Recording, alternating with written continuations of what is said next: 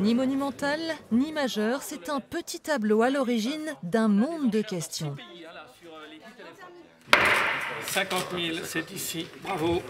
Adjugé par téléphone à un riche Américain, il ne souffrait a priori aucune mise en doute. C'est un tableau qui a un tel curriculum vitae que on ne peut pas se permettre de remettre en cause l'avis de plusieurs commissaires-priseurs qui l'ont vu avant, d'experts qui l'ont vu avant. Et c'est un tableau qui a fait des expositions également.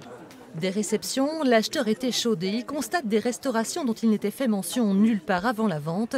Il déchante ensuite lorsqu'il fait nettoyer le tableau en Californie. Et là, ils lui disent qu'en fait, le tableau est en mauvaise qualité, qu'il y a des manques de peinture, et également que la signature, elle n'aurait pas vieilli avec le vernis du tableau. Elle aurait été apposée. Stupeur, ce sceau du Doubs figure pourtant en bonne place dans le catalogue raisonné de Robert Fernier, la référence incontournable de la sphère Courbet, qui lui attribue même une centaine d'années de traçabilité. Ce tableau, La Cascade, qui est un tableau de jeunesse, fait absolument partie, d'après mon grand-père, Robert Fernier, fait partie de l'œuvre de Gustave Courbet. Certains vont dire, oui, la signature n'est pas est peut-être apocryphe et donc n'aurait pas été posée en même temps que le tableau a été peint. Ça ne prouve absolument rien.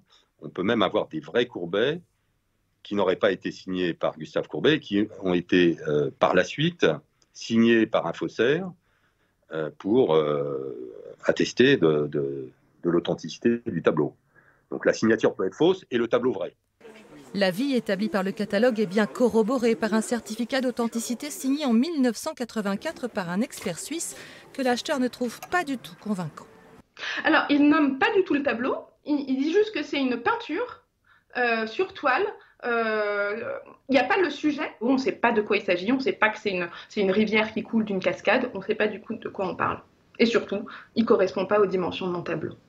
Un tableau qui aurait gagné 5 mm entre le catalogue raisonné et l'arrivée aux États-Unis, de quoi s'arracher les cheveux. Alors pour lever tout doute, l'acheteur réclame une expertise en bonne et due forme, expertise qui pourrait demander les lumières du comité Courbet qui gère le catalogue raisonné.